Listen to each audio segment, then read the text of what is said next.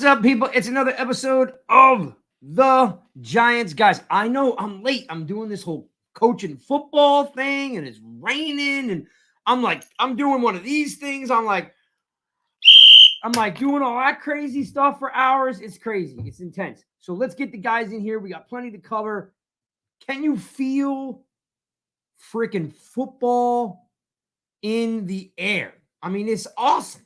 Maybe it's just me and the way I smell right now. I'm not really sure if that is. Let me bring in Nails. Let's bring in Chris.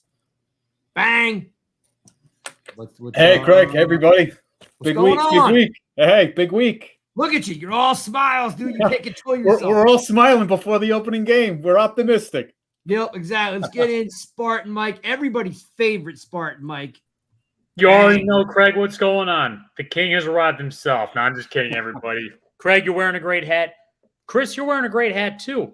I'm loving it, guys. This is beautiful to see on the screen. A beautiful Michigan State Spartan hat and a New York Football Giants hat. Of course, it's the New York Giants talk show, of course. So we stick to one topic here. So, gentlemen, we are late. My fault. Again, coaching football thing. Look, I even have a credential that proves that I actually am allowed to coach kids. But I am allowed to talk about Giants football also, and that's why I brought you two guys in, because you guys are, you're like the fan favorites. They hate me. They love you. So I need you guys here to break some stuff down. And I'm not going to spend too much time on this, but you guys know I'm butthurt over this. So I'm going to, put this up on a screen. And our first topic of the day is just let's just go through this Blake Martinez thing. We will not spend too much time on it. I don't want to belabor it. But I do want to say, guys, that this seems to be at this point that it was more of a, hey, I took a pay cut. Hey, it looks like I'm a 2-down linebacker. Hey, you're not letting me call the defense. Hey, you drafted my replacement. Maybe I should go.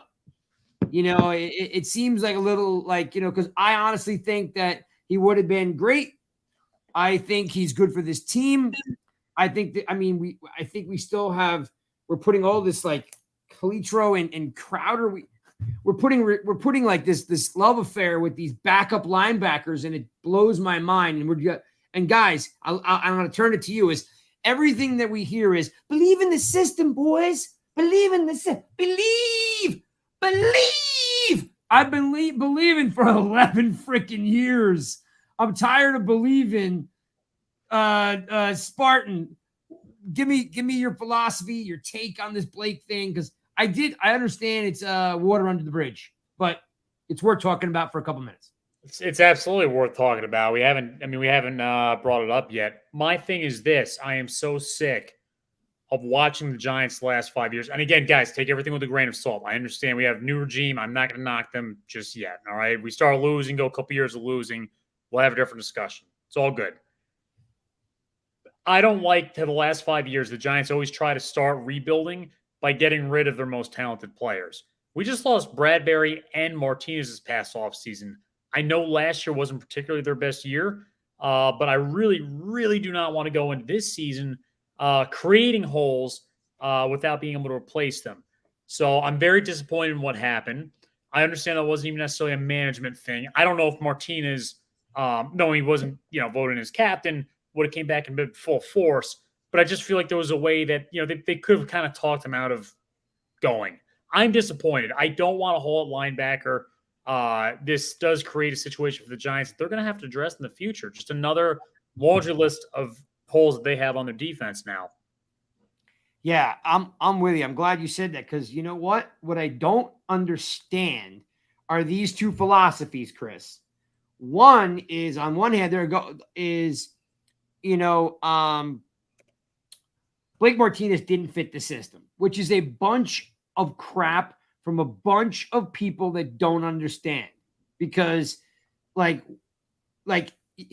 linebackers are still important. No, I understand you need cornerbacks and you need a pass rush, but they drafted McFadden, who's like a clone of Blake Martinez, and so why would they draft McFadden if Martinez didn't fit the system.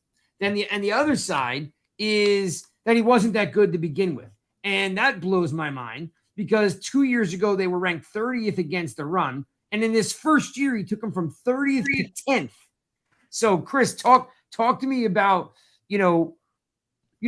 his importance and why isn't McFadden starting? Well, when you think about old-time linebackers with the Giants, Blake Martinez would have fit that role perfectly. I mean, he's an old-school linebacker. Now, Giants went down to 53. They made the roster moves on Tuesday on cutdown day. So my opinion is, if the Giants wanted Blake out there right away, they would have just cut him loose on Tuesday and get him a jump start on being a free agent, a veteran free agent. Now, he had one more year left anyway. He was going to be gone in 23. Micah McFadden, he's going to be groomed as the new, middle linebacker moving forward or inside linebacker. I think there was, and Blake doesn't seem like the guy to cause problems or cause waves, but I'm sure Blake wasn't happy. Whatever it might be, the system, maybe with Wink, maybe just with the whole situation, the way the defense was going to be run, his playing time, like you mentioned. So I think both sides may have just come to an agreement that, you know what, maybe it's best for both sides if we just cut him. He moves on. I'm not happy about it. It shows me that the Giants really don't think they are a playoff team this year, and they're going to take their lumps and see what they have with the young guys. And by the way, young guys, as in Crowder, we still have this love affair with the worst linebacker in football. I mean, at every stat, this guy is the worst. And we have this crazy love affair with him, and I can't figure it out. Well, if we don't want Blake Spartan, why is it McFadden starting? What do you have to lose? He's not calling the defense, and he's supposed to be the heir apparent. Why would you roll the dice on Crowder and Calitro, who, by the way, you cut? I have no idea. I don't understand. If I just feel like if I were rebuilding a team myself, what I would do is I would replace the holes that already exist. And even if a player, if there's a player that was, for the past couple seasons better than everybody around them, I wouldn't get rid of them after 1 year. I would keep them around until the team around them becomes so talented. Then I can worry about replacing them. But the Giants are not in that spot yet because, like you said, Calitro and Crowder are not good enough. Let me throw this up on the screen because this is a great comment. I've said it before, but Real Cold G, which thanks for jumping in. Here you go. Crowder even stated that he played better next to Blake. So you tell me, why would I get rid of the guy that everybody was looking forward to coming back? Now, they didn't vote him captain, which something, I'm sure that threw him over the edge. It seems a little weird that he wouldn't be voted captain again, regardless of injury. When does a captain ever lose his spot to injury? Does J.J. Watt not be a captain when he got hurt? Or does Tom Brady lose his C when he got hurt? That 1 year when he had the knee injury and Matt Castle had to play. I don't kind of get it. Relationships. Mark Thompson brought it up on the screen. If you could pull it up, he said something about relationships, and I think there's a good point there. Yeah, it's a whole new regime. I mean, it's a whole new. So you can forget last year and they voted on it. This is a whole new staff. And I don't know how he relates to players. That could be an issue too, for all we know. Yeah. What was he doing? I mean, Craig, let's be real. What was he doing last year during, he got hurt and then what? He was playing, he was addicted to video games or something? Yeah, he was doing Pokemon stuff, and he was hanging out with Ninja, this, the YouTuber and the gamer and whatever. He's a young dude, and I don't really even care. I just know that he got in trouble with his wife and he had some off-field problems.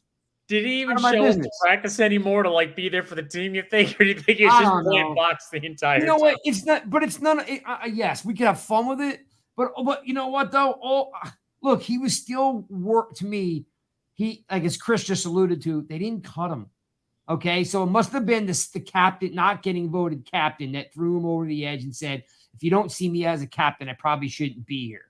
And in the back of my head, I'm just hoping he doesn't go to Dallas, Washington, or Philadelphia. And I'm sure the playing, the role he's going to have this year is going to be reduced. It just seems that way. And I would think with the safeties, now we had 2 safeties a couple of weeks ago. Now we have 4. Tony Jefferson will probably get elevated from the practice squad. You're going to see a lot of 3 safety looks. I think in this defense, you may not even be seeing too many linebackers on the field. You're going to see a lot of nickel and dime. You may be out there with 2 linebackers. All right, I'm going to go out on a limb here and just say, is there a little ego here with Wink at all, Chris? Like, do we feel like it's like a, hey, I'm Wink Martindale, New York wants me, GM Joe wants me, Dable wants me? Is there maybe a little chip going on here? You know what? From all accounts, everybody loves Winks, and it's too early to probably make that call. But as the season goes along, maybe something like that comes out because when teams don't do well, all the dirt rises to the top. So I don't know. I think it's just too early, probably to even make a call on that just yet. Spartan, any thought on that? Well, yeah, it's too early to make a call on that. I think the one thing that I dislike a little bit is, I kind of get the sense that fans are kind of having the feeling, like the warm feelings about him, like we all did with Betcher. Betcher was good in Arizona. He was a scheme guy. I feel like, this could be the same situation. I don't like it when coaches can't seem to find, formerly very good players work because of the system issue. Why can't you make your system adjust to the players? It's always been a little confusing to me. All right, hold on a minute. Stop the show. If this is at all, you're going to have to source this, man. All right, because Blue City Empire Sports is throwing this out here. I'm going to put it up here. I can't say this is factual or not, so maybe someone else can. Wink Martindale said he had more faith with Mr. Irrelevant, which is Crowder, than Blake Martinez. I don't know that to be true. Maybe someone out there knows that to be true. I did not hear that statement, and I don't want to start any rumors. But if anybody knows or have either of you two heard anything about that? No. First, okay. So I got to take that with a grain of salt. Blue City Empire, which I appreciate you dropping in the show. There's a ton of you guys popping in here. If that is at all something that you really heard, just pull me a source, man. Just because that's something that, like, over here, me, man. I love to blow the TNT if that's real. I would think New York media would have been all over that if that would have come out, but I don't know. It's a great point. Yeah, New York media. Yeah, Mark Thompson said he hadn't heard it, but hey, who knows? Maybe it's floating around out there. So anyway, I'm going to miss Blake Martinez. I think as Chris said, I think we're in for a rude awakening without him. And I'm really not a fan, by the way, of everyone saying how great he wasn't. Like, why do you people do that? Why do you love a guy, he gets hurt, and then you hate a guy? It's like 1 year. It took 1 year. Like, look, if they go 2 years, then you can probably write them off. But you're right. He got hurt, and all of a sudden, it's like, they completely forgot about 2020. Yeah, the whole fan base, like all of Twitter is like, nah, he was a scrub. What? Yeah, like some guy told me today, linebackers aren't important. I'm like, they're not important like they were in the 80s and the 90s, but try playing without one. I mean, like, we've been doing it for a number of years now. Look what's happened. We haven't exactly. Exactly. Like, listen, the guy had 155 tackles. You think that's not a big deal? What do you think happens when you don't have a Blake Martinez? You know what happens? The 2019 30th ranked defense against the run is what happens. Jesus. Like, what you guys miss is you have to stop the bleeding. The bleeding starts with the guys up front who allow the linebackers to scrape free and make plays. Like, it's a domino effect. If you guys aren't in the X's and O's, I mean, there's blocking schemes, stretch plays, zone plays, like stunts. The guys up front are trying to keep the bodies off the linebackers so they can make plays underneath. And by the way, it's not just about stopping the run. It's about first back out of the backfield. It's about screen passes, bubble screens. It's about draw plays.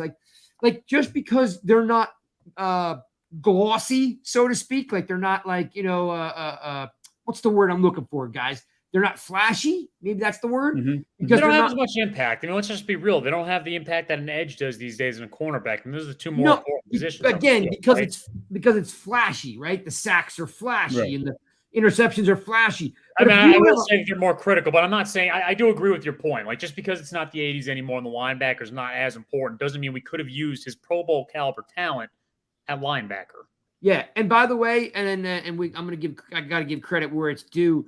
is, here, Michael Stewart, the truth says Derrick Henry just sent Joe Shane a gift card for releasing Martinez. Like, look, you don't think for 1 second that Crowder's actually going to make a tackle. He is going to get drugged up. Now, I don't know what health condition Derrick Henry is in, but let's say he's 80%, 90% the way there. He's going to drag Crowder up and down the field. Crowder might maybe worn like a cape, okay, on Derrick Henry's back. Like, and listen, the other thing is that coaches are strategic. They're going to run the ball more because the Giants don't have any linebackers. It's got a lot more pressure on Lawrence and Williams, right? They're gonna definitely have their work cut out for them. Yeah, let's keep moving. Sure. I just wanted to get that off my chest. That it's water under the bridge. He's better than some of you cats are giving him credit for. And you got to stop dismissing players. You know what I mean? I can give you a laundry list of guys you dismiss, and you shouldn't be dismissing guys because it doesn't work for your fantasy team. Okay, this is like real football. The next subject I want to get you guys' opinion on, Chris, starting with you, is the Leonard Williams restructure.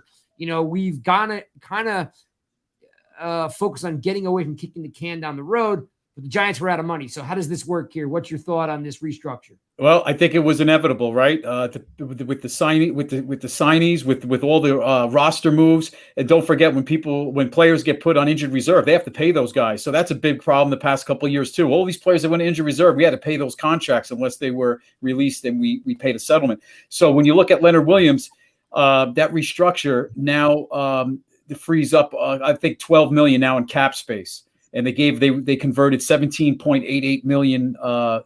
In a bonus, in a signing bonus. So now next year, what's going to happen is that's going to put his cap number, and I would think maybe a restructure will be in order next year as well, because now is the cap number for him next year, I believe it was 22 originally, and you add another 6, it's going to be close to 30 million for next year. So that's going to present, that was extra money the Giants were going to use with the amount of space. They were going to have maybe 70 million. Now that 32 cuts into that, which I think is like 15% when all said and done. So they may be in order for another restructure next year as well. Yeah. Listen, and I also want to say, Spartan, I want your input on this too, is here's another player that you guys dog every chance you get. Like, you guys got to stop. Okay. The guy had 81 tackles as a defensive tackle last year. He was asked to stop the run when Blake Martinez and Jabril Peppers went down. He was not asked. We interviewed Pepper Johnson, who was his coach at the Jets, and he said how unselfish a player is. He's never going to be a me guy and go get sacks when it's at the expense of the defense. So, and if you don't think 81 tackles is a big deal, go find me a guy who's done it, okay? Chuck hasn't done it, and Canty didn't do it. The last guy that I think did it was JPP, and he was a defensive end. Snacks Harrison might have been the other guy that's done it. 2 guys in the last 8 years. 81 tackles. It's an unselfish job. The guy's a good player. He's going to be back here next year. So I hate Gettleman, hate Mara, but don't hate Leonard Williams. The guy is a fun player, and you guys just are crazy and off base about hating these players. I hate Jones. I hate Leonard Williams. I hate Blake Martinez. Like, find a new team, do something. Just stop hating on these guys. Go ahead, Spartan, jump in on this restructure. They made a good decision by reworking his contract because they need that money right now. And like you said, it cuts into our funds for next year, but we have so much money for next year that I'm not too concerned about how much it cut into. I don't get that excited when the Giants have a ton of cap room anyway. I trust this management to do a better job with the money. But the one problem that I've really had the last couple of years with Gettleman, and really I see this all across the NFL, is I don't see many big dollar free agent signings work out that frequently ever. I mean, I hardly ever see it. Yeah. What I want the Giants to do when they get this money next year, right? And again, Leonard Williams' contract doesn't really affect it that much. He's a good player. I want him here. I need the Giants to execute on the under-the-radar free agent signings the way, of course, he did in the 2000s by getting guys like Sean O'Hara, right? Guys that, are coming off an injury, not that much expectations. but the Giants are able to see something or see that they're coming along just fine. They got to execute on those guys so that we get value out of the guys that the Giants are signing. This is the problem with signing these $18 million a year guys. They almost always fail. And I think, to your point, Glowinski is that guy. I agree with you. Glowinski is that guy. I mean, he could definitely prove to be the guy. He could prove not to be. But if he excels this year, then yeah, he's the guy. That's kind of what I want. Like he's your Sean O'Hara of this year if he pans out. Totally. No, that makes a lot of sense. And they will have a lot more money, as you mentioned. So I just, look, the Leo thing needed to be done. And listen, the player could put up a fight, you know what I mean, with his representation on the deal. I mean, the guy is willing to restructure $12 million, stuff that we can never imagine what $12 million looks like, right? So I don't know. I'm just a fan of Leo. I'm glad he's here, and I'm glad to be back next year. Let's keep rocking, guys, because, it is a little bit late. Thanks for tuning in. There's a ton of you guys in the room, which is awesome. I see all you guys. Let's talk about what I'm super excited about. I'm not going to drone on about it. Let's talk about Kafka being the play caller. Spartan Dable came out and said that Kafka was going to call the plays, which is super cool. I don't know if Kafka is going to be in the booth or on the sideline. Maybe you guys have heard. What's your opinion on this move? No, I think that's a great move. And well, it's terrific news because hearing that Dable is confident that Kafka has the play calling abilities that he can execute this is very exciting to me. If they didn't feel that way, Dable would have gone in and said, we're going to call the plays for now. As time progresses, we'll see what happens. So Kafka calling the plays makes a lot of sense to me. I'm very happy to hear it. I'd be interested to see what he does, what he brings to the table in terms of his offense and how much Dable influences him over Andy Reid's offensive influence. Yeah, it's interesting too. Yeah, Kafka's gonna have this love-hate relationship with Dable on does Dable slap him on the wrists? You know what I mean? When he doesn't do what he wants. He's Dable, yeah. Ooh, yeah, I mean, it's all good. So we'll kind of see how the relationship works out. But the good thing is that Kafka's been with Mahomes, Chris, from the beginning. All those crazy stuff that Kansas City draws up, as much as we know Andy Reid was like that with the Eagles when he'd be running almost like a run and shoot with McNabb and, and Westbrook and those guys. So he brought a lot of that. But Kafka's been there the whole time, delivering those opportunities for Mahomes and Kelsey and Hill. Are you confident that he steps into this role without blinking an eye? Oh, absolutely. What a better teacher than Andy Reid, right? I mean, no matter what you give Andy Reid, he turned something into nothing for years, going back with the Eagles and with Kansas City. So, what I like about the Kafka move is he's going to be in the booth. So now you're going to have the best of both worlds. You're going to have Kafka with a bird's eye view up there in the box, looking at the all 22, and then you're going to have Dable on the sideline. So Dable doesn't like something. He's got the mic on. He's got the headset. He'll talk to him. So I think communication between those guys is going to be fine, and they're going to I think Dable's going to check off on him, to make sure that, if he's not happy or wants a different play called in a situation, he's going to hear it on the headset and they're going to communicate. But I think Dable on the field, Kafka in the box I think that's a great move. No need for them both to be on the sideline if they're both, offensive type guys. And remember something real quick. That was a great point that you brought up.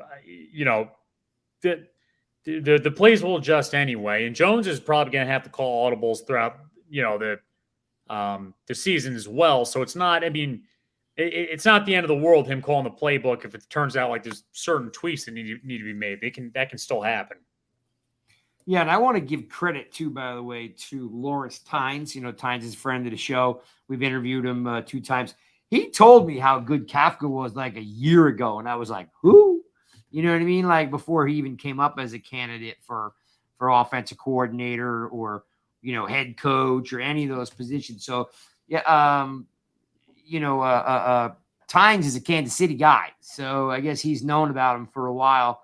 So kudos to Lawrence, for mentioning that to me a while ago. And I like Kafka, young guy, done a lot of great things with Mahomes on all those crazy plays that they draw up, and like the quick screens and the shoots and God, what he does with the tight end alone, I'm excited for Bellinger, right? I'm excited that maybe they've installed some stuff for Bellinger that they didn't show in the Chris, they didn't show in the preseason because they were holding it back. But I would have to think Kafka would want to get Bellinger involved.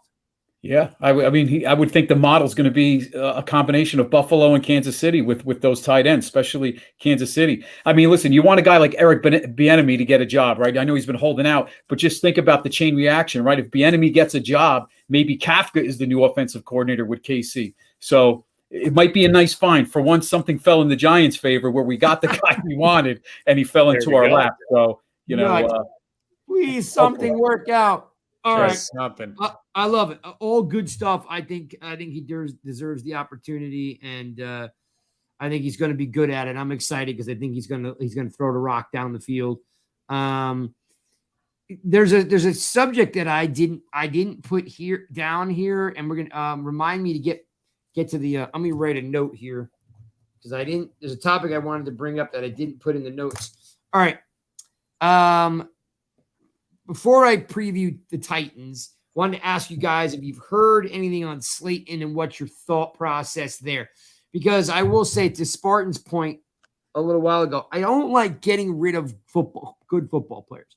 I know Slayton's had trouble, but if Slayton goes and Martinez goes and Bradbury goes, like I'm starting to get nervous that like these guys are realistically just not going to give us any good football to watch. Like, I know we're not going to the Super Bowl. I don't know if we're going to the playoffs. But do you agree with me, Spartan, that you just want to watch good football again? Yeah, I absolutely agree with that. I mean, the one thing that I don't really quite understand, again, with this idea that, you have to absolutely lose before you can win again. I think that's bullshit, to be honest with you. You look at a lot of teams that had to rebuild. They don't, good coaches and players, they click. I don't understand why they feel like they have to thrash the whole thing aside in order to establish a good team again. Like, you have to be crappy first. Just, most successful coaches actually do pretty good in their first year. McVay with the Rams, right? He had a great first year. I just don't see that there was a reason why the Giants just have to accept that they're going 4-12 this year, or 4-13, and we just go on from there. I don't like that idea. Now, in terms of Slayton, he's not good enough. I don't care. I'd rather see how the wide receivers get a shot right now. He's not, he's like a C- of a player, and his potential is completely gone at this point. So I don't care to see him go. So, Chris, I wrote a piece today on nygiantsrush.com about Sterling Shepard. Yeah, and if you guys if you want to check it out, just go to nygiantsrush.com. There's a piece on there. I think I titled it, Jones and Shepard finding their mojo, or is their mojo back, kind of a thing. Like, what are we really doing? Like honestly, think about football. Like 5th, 6th round picks, or your number 7 receiver, they don't make impacts. They may make one catch that you're like, oh, thank God we got that guy, right? Mm-hmm. But Manningham never was a 3, or Sills isn't going to make some humongous impact. Like this, Chris, this is about Tony and Golladay and Shepard. If we get rid of Slayton, are we not? And Colin Johnson got hurt, right? Mm-hmm. Who are we depending on? I think we sitting around? I think you said the key word, dependable, right? I mean, can you depend on Slayton? It seems like when there's a big catch that needs to be made, he will make some big catches and he'll drop the easy ones, right? It's kind of like the enigma with Engram. When you look at that unofficial depth chart today, he's below Stills, and he had an excused absence. Now, the last time we had an excused absence, the player was gone the next day, Blake Martinez. Yeah, so we have to keep an eye on things in the next couple of days, because maybe there's a trade in place, and maybe he's packing up his stuff. Who knows? But I don't think at this point the coaching staff even trusts him to be buried on that. We hardly saw him in preseason do anything. I think the writing's on the wall. He did run with the ones on that first preseason game. Were they just showing him? Was that just a show me for the rest of the league? It was his last hurrah. I mean, so I don't know. 2.6 million. He's buried on the depth chart. I don't even understand that. The way Shane is operating, you would think that that alone is going to get him out of town just because he's that salary. That's why I'm struggling a little bit, guys. And I'm not trying to be a naysayer, but like these moves lead me to believe that the team's ready to go 1-15. Like you're even planning on it and just telling like all their players and coaches, like, yeah, we're gonna suck this year. Just accept it. I just want to watch good football. That untalented? I didn't think the front seven of the defense was that bad. I thought they were actually above average going into this year. You get Martinez out of there, now we're pushing back. If honestly, we're not being naysayers. We're just calling it what it is. You got a hurt Tibbs, a hurt Ojolari. You got no Peppers, no Bradshaw, Bradbury, no Martinez. Now I'm working on Calitro and Crowder and there's not like I just don't understand it. I just want to watch good football. I just want to watch good football. Craig, let's get through week 1. Let's see what happens Sunday when we'll go. Then we'll make it. Giants beat the Titans. Could you? I will. Let's see what happens. Let's see what happens. All right, I'm going to change subjects real quick, but let me ask you this last question. Is there a chance that they think the offense will be so dynamic that they'll just get into shootouts with people and they're not worried about the defense? Like, is there any like? No, I like that. I like that theory, but that would be fantastic, wouldn't it? I'm just saying, like the defense is very thin at almost every position. We weren't thin at linebacker. Now we're thin at linebacker and cornerback. Right. Well, maybe Wink, we think he's going to blitz all the time and do all this crazy stuff. Maybe he drops back and plays a cover 2 shell and just keeps everything underneath. We don't know. I would think he understands what he's working with. Or we just get torn to shreds just week in and week out. That's true. Getting absolutely ambushed. That's right. And we're sitting there late in the season in Craig's seats. He pulls the Greg Williams and just sends everybody every time. All right. Yeah, there we go. Let's keep flying through and let's review. The Giants will be playing the Tennessee Titans this weekend. Gentlemen, I'm going to read something to you. Strap in, buckle up, because what I'm about to read you may make you cry. The Titans' strength is their run defense. In 2021, they ranked second in the NFL against the run, and they were fourth in yards per carry. They were seventh on third downs. Their opponents only converted 37%. That's outstanding. And they're second in time of possession, right? If the Giants stand a chance to win, it's a shootout, right? On Daniel Jones's arm, not with Barkley rushing. Breida I don't know why we even still have Breida, but that's fine. Like this does not make me feel very good about running the ball. Chris, your thoughts on this Titan defense? Well, you don't want to see anybody get hurt, especially an all-pro or Pro Bowler like Harold Landry, but he went down last week and he's gone for the year. So, that's definitely going to, negate things a little bit on the edge. Jeffrey Simmons, great defensive tackle, all-pro. So maybe you're going to see a lot of zone running, but you're going to see a lot of outside running, maybe some checkdowns, which we're used to with Jones, or maybe some, you're going to see some screen passes, right? Anything to, keep that blitzing and the pass rush at bay. So Kevin Bird, the safety, all pro. There's guys all over the place on that defense. They play a single high. Mm-hmm. So when they play that single high, you might want to attack the sidelines a little bit more and get these guys, downfield. So that could actually play into the Giants' favor if they do open it up a little bit with Tony, Wandale, and Galladay. So it's going to be interesting to see what the game plan is. Spartan, I'm going to throw Chris's comment up on here. He says Saquon Barkley gets 2 touchdowns in this game. Do you think that's possible? And if so, do you see that more in the passing game or the running game? Actually, more in the passing game. No, I definitely do think that's possible. And do I find confidence that the Giants are going to re-sign Barkley after this year, or that Barkley is going to return to how he was his rookie year? Probably not. But I can absolutely see some sort of plan there where, if the Giants get in the red zone, getting 2 touchdowns for a running back, is especially common. And I do expect the offensive coordinator here, Kafka under Dable to get a little bit more shaky with how they use Saquon. So absolutely, I definitely think that's a possibility. All right, then. All right, so Spartan, talk to me about, like, we know the defense is good, and Chris just elaborated on two or three of their players. What's your take on their offense? Because their offense does have Henry coming back, from a knee injury, and they have a quarterback that could be super hot or super cold. Like, what's your take on this Titans offense? Well, so I have this weird feeling, and because I've seen the Giants do this before, right? The Giants are going into a team that we know we're going to lose, and the Giants are playing, I'll give you a good example, the Rams. Every time it's like, oh, Aaron Donald's going to go off on us. He never actually does. The Giants always do pretty good against Aaron Donald, right?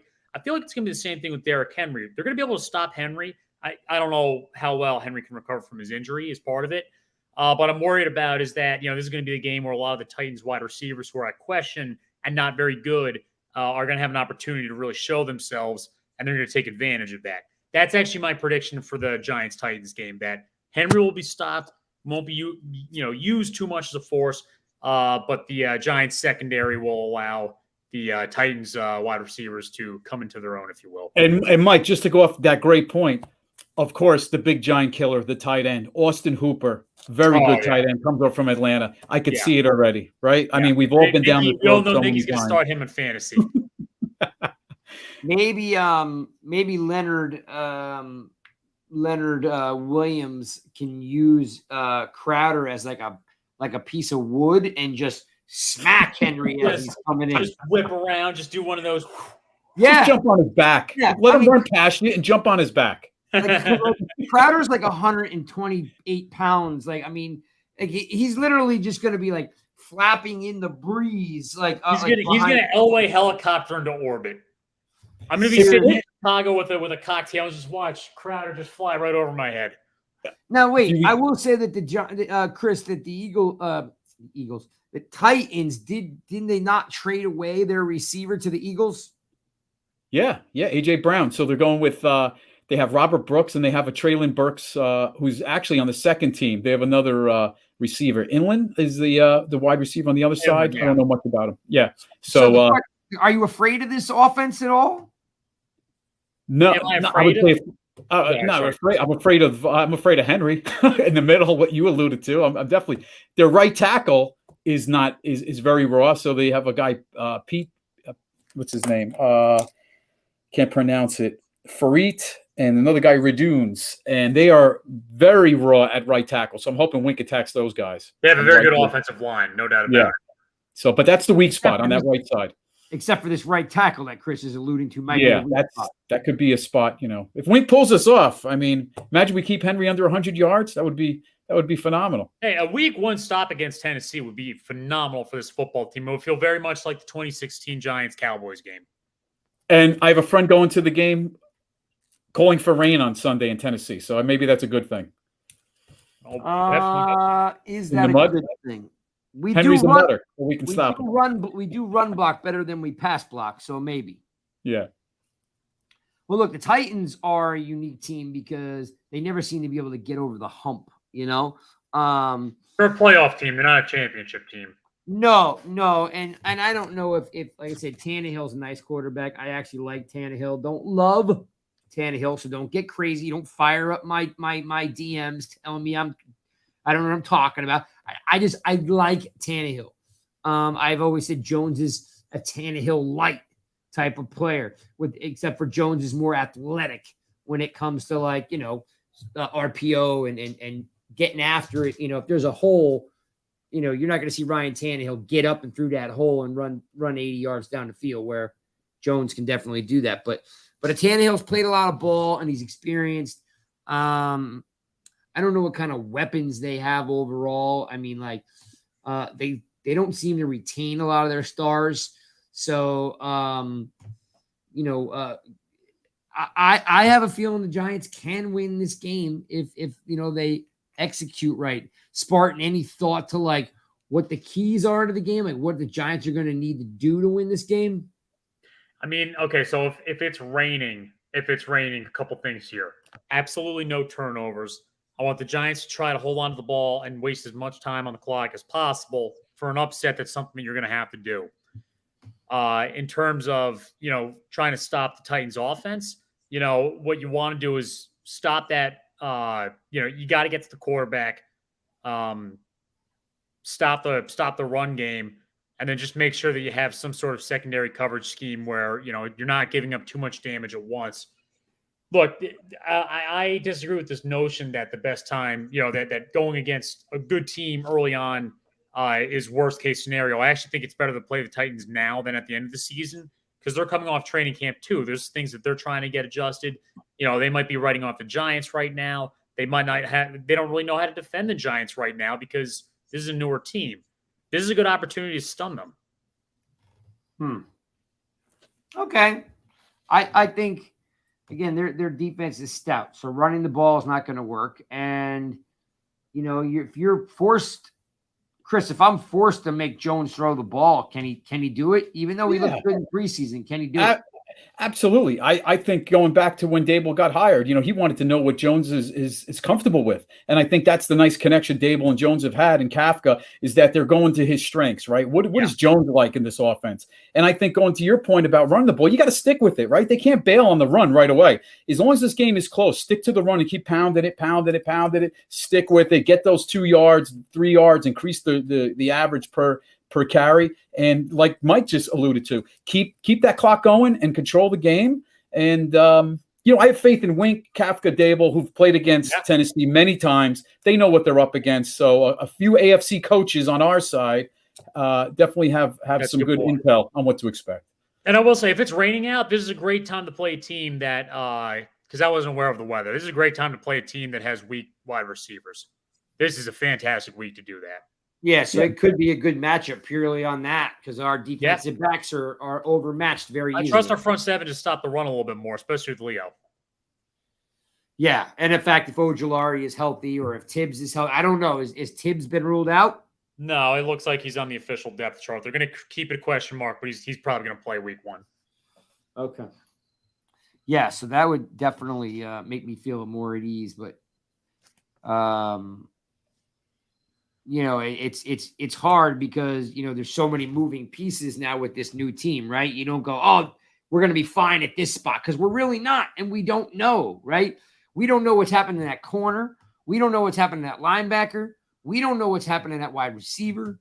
We don't know what's happening in that running back. I mean, there's a lot of unrest, on the team. So I'm hoping that, just from a talent perspective, I'm hoping they can out-talent Tennessee. You know what I mean? Because I think if they play football the way it should be played, I think the Titans are going to beat their ass. You know what I mean? Just because they've got a stout defense, that's and we need to score points, right? What's our biggest flaw? We can score. We only score 19 points a game. Mm-hmm. So I'm hoping that we can catch a little fire. All right, let's real quick. If we could just see some functionality, the offensive line click, the quarterback play improve, and they still lose, I can live with it. Right. All right, fair enough. You know what I can't deal with in this game? A 58-yard field goal with 3 seconds left. Okay, yeah, no, that's not happening. In there the whole game. Please, no tackle to the heart. Either lose or just win it outright. No gut wrenching losses. No doubt. That way you can go. That way, you can turn it off and go do something else. All right, let's talk a little bit about what's coming up in September 26th. Spartan, I know you know what's going on. What is September 26th? Giants, legendary, should be Hall of Fame players getting inducted into the New York Giants Ring of Honor. Giants fans, Leonard Marshall on September 26, 2022 against the Dallas Cowboys, I think, is going to be inducted into the Giants Ring of Honor. And we partner very closely with Leonard Marshall. He came on our show. He's one of the most fun guests that we've ever had on and most insightful as well. and we couldn't be prouder to partner with him. And we bring you the Leonard Marshall T-shirts that we've been making. And let me go get one. Get one, Craig. Giants fans, if you guys haven't looked into it yet, we got Leonard Marshall the other day. You can check Twitter because we got a video of him signing all of them. Leonard Marshall has signed a bunch of T-shirts for us. We have them in all different sizes. Go to NewYorkGiantsRush.com, hit the link, and you'll be able to find these. And if you want to order one, Craig will ship them to you. Look at those. Bring it in. That is the old Giants logo right there from the 80s. The beautiful New York Giants football blue. Turn that around and show that that signature is awesome right there too. Is there a little note on there? Leonard Marshall's got a lot of words back there. Yeah, it says Ring of Honor 2022. Yeah. So Leonard's going in with Rodney Hampton, O.J. Anderson, and Joe Morris. Basically the running backs, through those 80s, 90s teams. And, I got a new batch of these coming in. The store, you just go to nygiantsrush.com, hit the Rush store. And look, guys, first of all, the proceeds are going to the Leonard Marshall Foundation, which is basically donating money to help keep college campuses safe. Okay. They go into creating extra resources for college campuses. And so it's going to a good cause. I'm sure you've got either you're a recently graduate in college, you've seen crazy stuff happen on your school, or maybe you've got kids that you've sent off. So it's a good, to go to school. I just sent my daughter off to Michigan State. So, those things do hit home. And real quick, what's that, Mike? I was just going to say about those T-shirts, because I know we got Tudo out here and Mark in Barbados. Do you ship internationally, Craig? If they buy them, I will ship them. Well, I'll fly down to Barbados for you if we have no other way of getting down there. I'm more than happy to volunteer and stay there for a week. So C-Rock is in here. I haven't seen C-Rock in forever. What's happened, C-Rock? Look,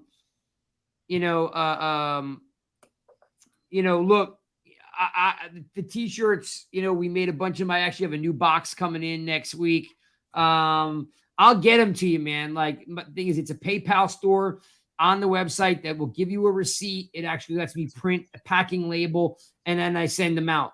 I got a new batch going out this week. So if you ordered a T-shirt already, they're going out. I've got, I think, including your Spartan, Mike, I'd have a big stack going out this week. Here's the thing. We want to fill the stadium up with 70 jerseys so we could tell John Mara, Ugats, you waited so long. You know what I mean? Like, we're supporting a guy who's, and I don't know how many of you people know this, but guys, okay, I know, Lawrence Taylor, Carl Banks, right? Because, they were the bookends. Leonard Marshall, for 10 years, he is, played for the Giants. He is third all time in sacks, second all time in tackles. This was like a bad dude. Like, I could show you this. It's probably too hard to see. But I mean, like, look, this picture right here. The man's like 5 feet in the air. He got up, and we want to fill the stadium up. So tell your friends, tell your season ticket holder friends, put it on Facebook, pass it on. We're just trying to fill up a dang stadium with 70s. So when John Mara sees all these 70s walking around, it's a proud moment for Leonard and his family, but also that we're supporting, these founding members. Look, we watched the media day. There's plenty of these guys that don't even know who Leonard Marshall or Rodney Hampton is, these young pups. So Chris is going to be at the game, right, Chris? Yep, we'll be there. I'll be at the game. It's a Monday night against Dallas, and man, it would be awesome to put those guys in the ring and then kick Dallas's ass. There is no doubt, look, we have them in all different sizes. We have them signed, unsigned. Please feel free to, DM me if you have any questions, but it's on the PayPal store in nygiantsrush.com.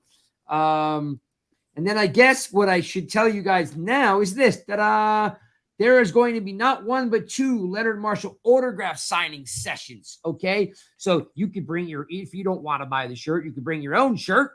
But we of course hope you'll buy the shirts to support. There's going to be let's see. So the game is on the 26th. There'll be a signing at Reds on the 25th, which is a local bar there. And then there's going to be 25, 24. Then there's going to be on Friday night, which is the 23rd. There's going to be, I think it's $100. I think it's all you can eat, all you can drink. They're shutting the road down, believe it or not, and having a huge tailgate at this other location, which I will get you details. But if you're interested in hanging out with Leonard and some of the players, there's going to be a huge weekend. It's a big celebration. 2 autograph signing sessions, one Friday, one on Sunday. The one on Sunday will be with Otis Anderson and Rodney Hampton, I've been told. So that one will be at Reds. And then, of course, there'll be the one on Friday night. I'll be there. I'm going to try to get Nails out of the house and bring him with me since he's a Jersey boy. So definitely, look for more information on that. And do me a favor, guys. We need your help too. We love the support.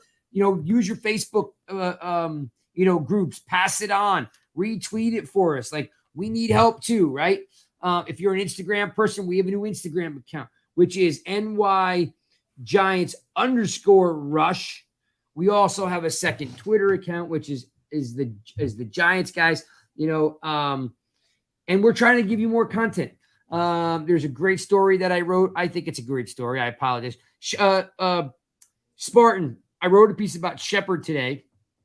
I was wondering what your thoughts were, or if you didn't read it, I was basically outlining the fact that when you look at, the body of work he's had with Jones, he really does move the chains. Like him and Jones work well together.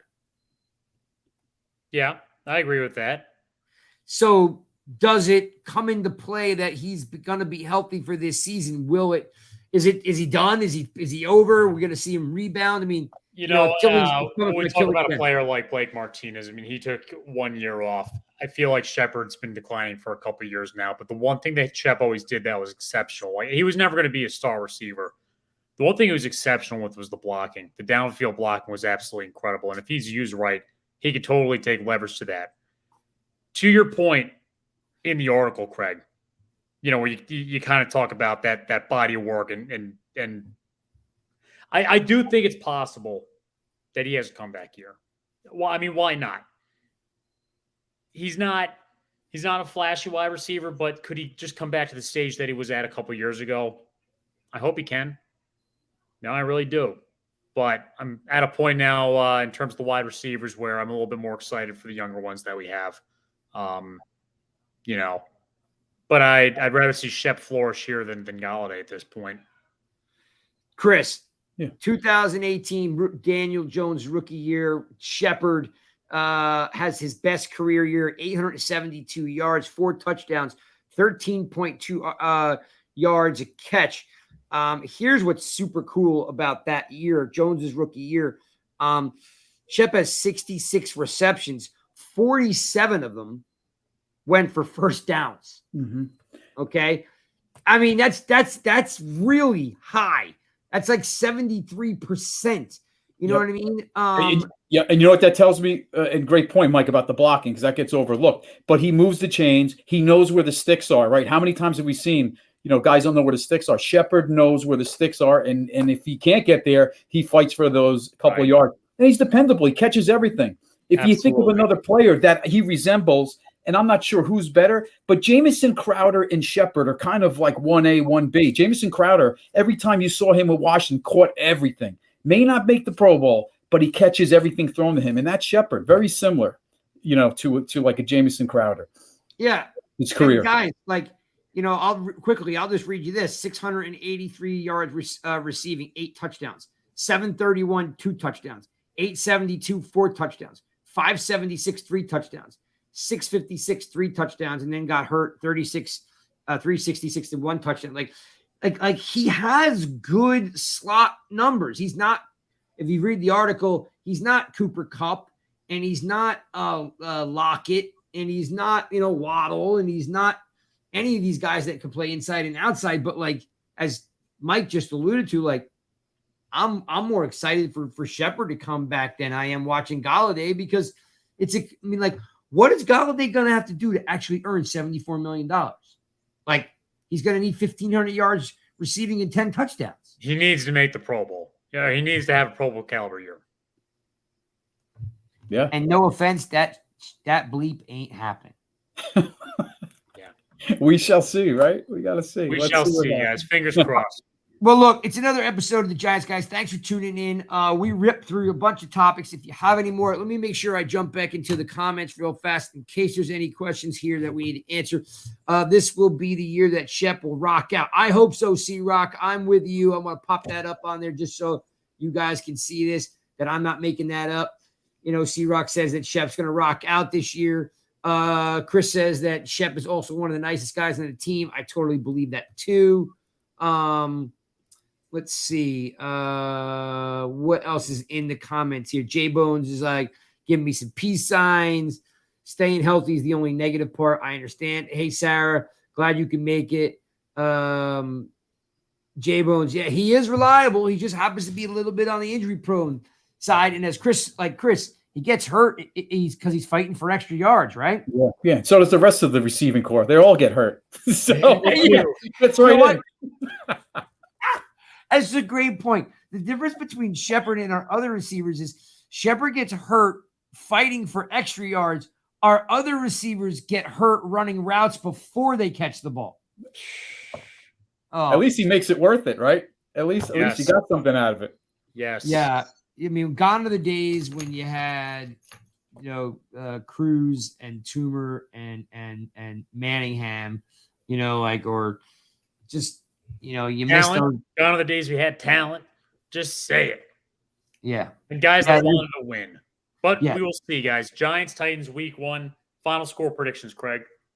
Well, I'm going to let Chris go first. You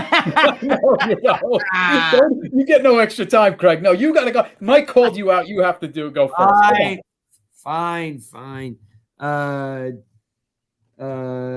Titans 21, Giants 17. Chris? All right. My brain says Titans, my heart, I don't.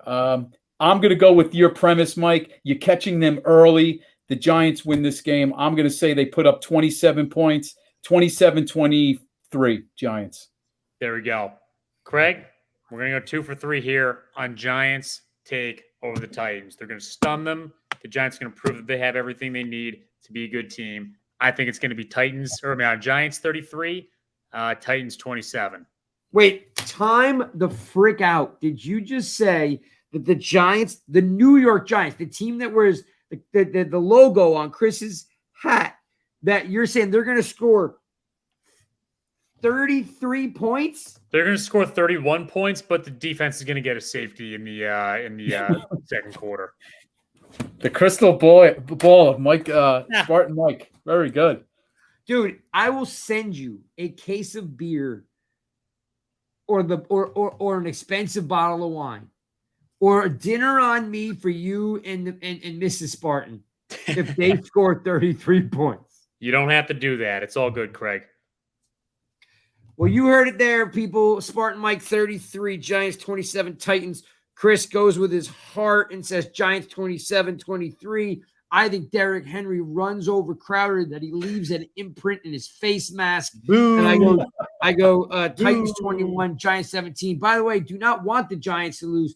I still think that defense is still gonna ball. Like they're still great against, they're gonna shut Barkley down, and we're gonna be trying to shove it on who's our 5th wide receiver. David Sills is going to be catching passes by the third quarter.